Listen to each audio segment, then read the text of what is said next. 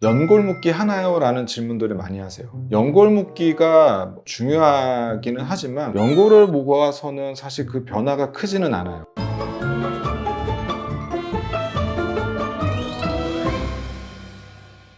네, 안녕하세요. 다른 성형외과 전문의 송준호 원장입니다. 오늘은 수술 사례를 통해서 복코에 대해서 한번 이야기를 해보려고 합니다. 복코는 워낙 관심 있는 분들이 많죠. 특히 첫 수술 같은 경우에 열의 9분은 코끝이 뭉툭하다, 복코 교정을 원한다라고 이야기들을 하세요. 어떤 분들은 오셔가지고 제 코가 복코인가요? 라고 물어보시는 분들도 있어요. 복코라는 게 결국에는 코끝 포인트가 뚜렷하지 않고 둥글둥글한 코끝을 가진 분들을 이제 복코라고 하는데, 이게 객관화된 어떤 진단 기준이 있는 건 아닙니다. 본인이 받아들이기에 따라 다르겠죠. 복코라는 게 결국에 뭐냐면은 보시는 것처럼 이런 코끝 포인트가 뚜렷하지 않은 경우에 복코라고 합니다. 그러면 이런 포인트는 어떻게 생기냐? 코끝 연골은 이렇게 3차원의 모양을 하고 있는데요. 등고선이라고 생각하시면 될 것 같아요. 이 코끝 연골에서 가장 높은 부분들이 이루고 있는 이 방추형의 위치를 코끝이라고 이야기를 해요. 아무래도 이런 코끝이 뚜렷한 사람들은 상대적으로 연골의 발달 정도가 좋고 피부가 얇을수록 좋습니다.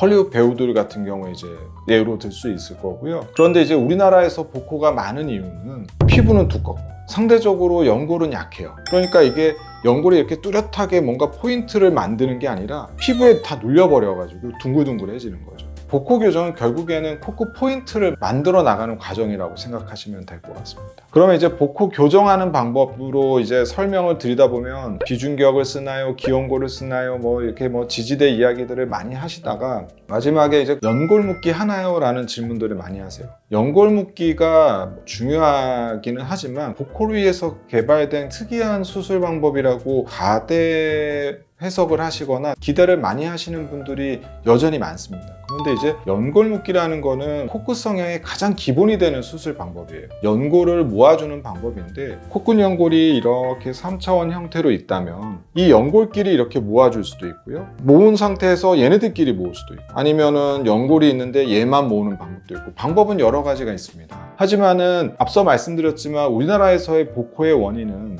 연골이 작고 그 다음에 피부가 두껍기 때문에 연골을 모아서는 사실 그 변화가 크지는 않아요. 작은 연골을 모았을 때 그 줄어드는 양이 상대적으로 크지 않을 뿐만 아니라 피부가 두껍기 때문에 겉으로 드러나는 변화가 크지 않을 수밖에 없습니다. 그래서 코성형 연구에서 만든 책이 있어요. 이 책에 보면은 정확한 연골 묶기의 명칭은 봉합법이에요. 이 봉합법의 챕터의 첫 페이지에 보면 이런 내용이 있어요. 제가 그대로 한번 읽어볼게요. 동양인들은 비익연골, 날개 연골의 크기가 크지 않아서 날개 연골 자체를 봉합하는 방법으로는 코끝 변화를 주기가 어려워 상대적으로 코끝 성형에서 날개 연골의 봉합법보다는 연골 이식의 비중이 더 큰 편이다. 이런 내용이 나와 있어요. 그러니까 봉합법 자체가 안 좋은 방법이나 나쁜 방법이 아니라 봉합법만 가지고는 변화를 크게 가져갈 수 없기 때문에 연골 이식, 그런 식으로 이제 교정을 하게 됩니다.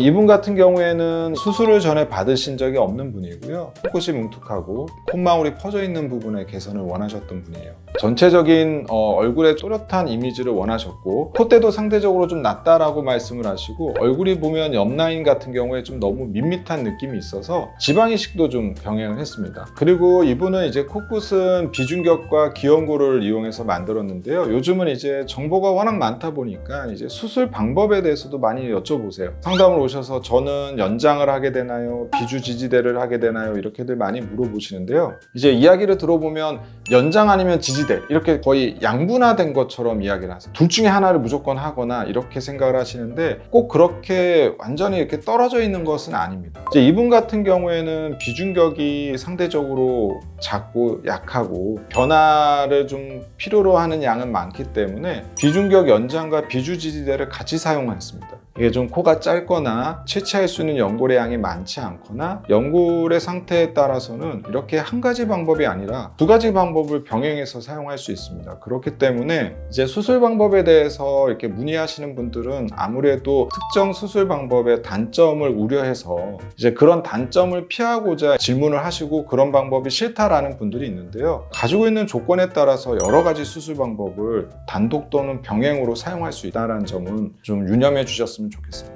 콧볼 축소를 따로 하지는 않았지만 이제 콧망울이 좀 줄어든 거를 보실 수 있고요. 코끝도 이전보다는 조금 더 포인트가 생긴 것을 확인하실 수 있습니다. 측면에서도 보시면은 이제 코끝 이미지가 조금 더 뚜렷해진 것을 확인하실 수 있고요. 이런 식으로 이제 복코는 교정을 하고 있고요. 혹시라도 이제 복코 교정과 관련해서 궁금하시거나 좀 더 자세하게 알고 싶으신 부분이 있으면은 댓글을 달아주시면은 제가 성심성의껏 답변을 드리도록 하겠습니다. 지금까지 다름성형외과 성형외과 전문의 송진호 원장이었습니다. 감사합니다.